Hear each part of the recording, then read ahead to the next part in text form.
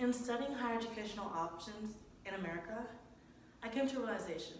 As a whole, America overlooks the most efficient way of furthering one's knowledge: distance education. Distance education is receiving education while not being physically present in the classroom. This is not just help for the sole purpose of learning facts from a book. The means of obtaining this education forces a person to be self-disciplined, self-motivated, and independent, all the while infusing the student into the technological powerhouse that is society today.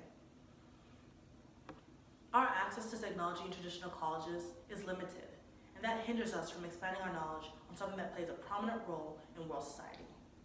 Without having access to technology, a student may feel restricted, annoyed, and cut off. Lacking access to technology promotes isolation, and the isolation tends to limit the educational growth of that area.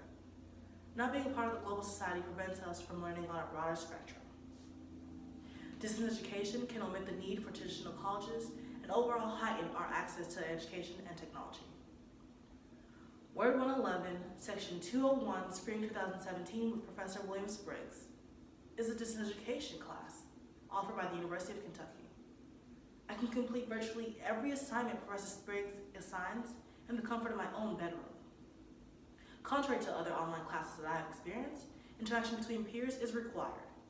We interact through peer reviews, discussion boards, and collaborations to make a website.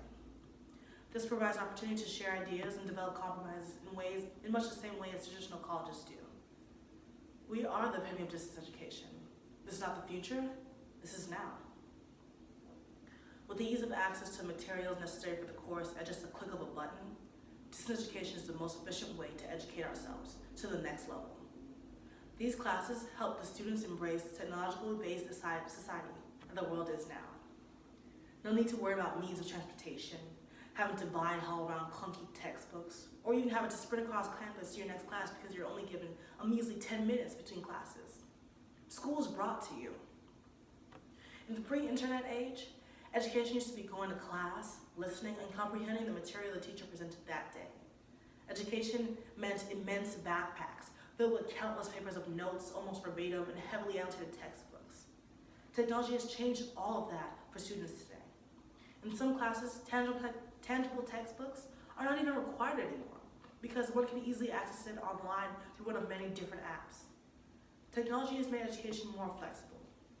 The benefit to this is that it's becoming possible for anyone to have an access to education and be on the cutting edge of technology and the newest form of educational tools.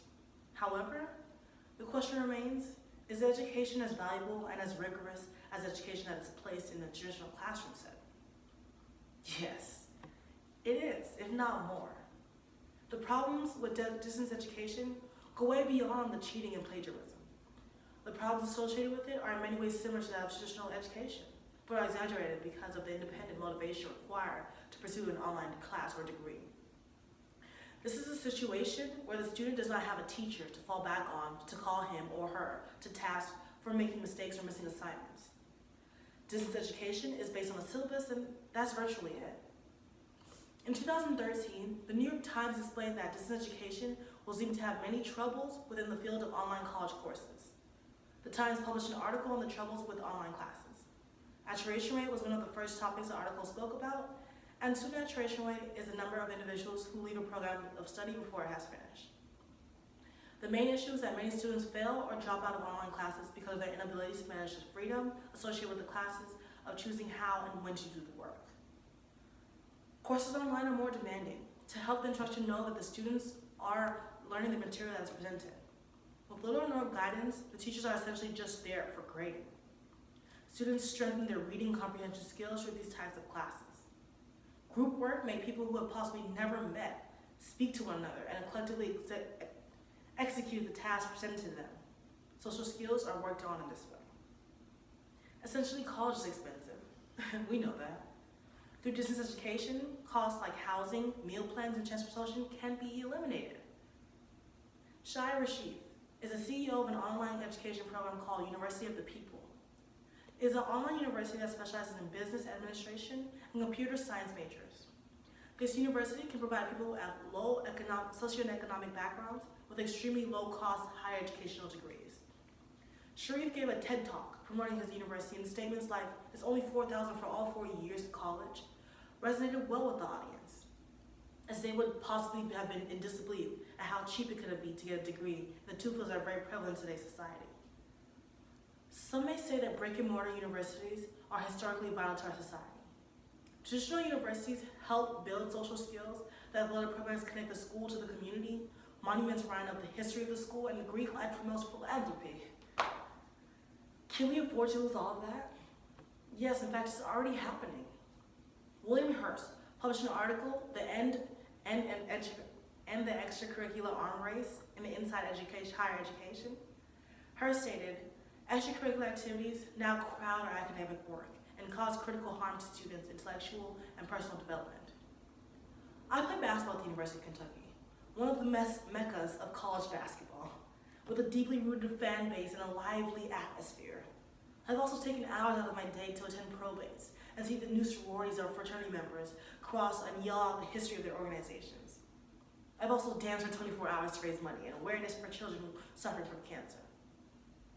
As those are all fun and exciting accessories that come from traditional colleges, that is not what college is for.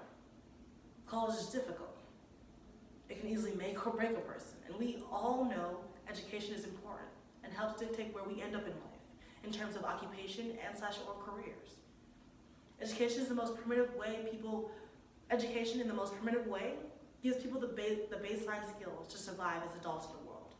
These skills include basic literacy and numeracy, as well as the ability to communicate, complete tasks, and work well with others. These skills can be learned online, assuming the student is responsible and takes rigorous online courses. Right. Thank you.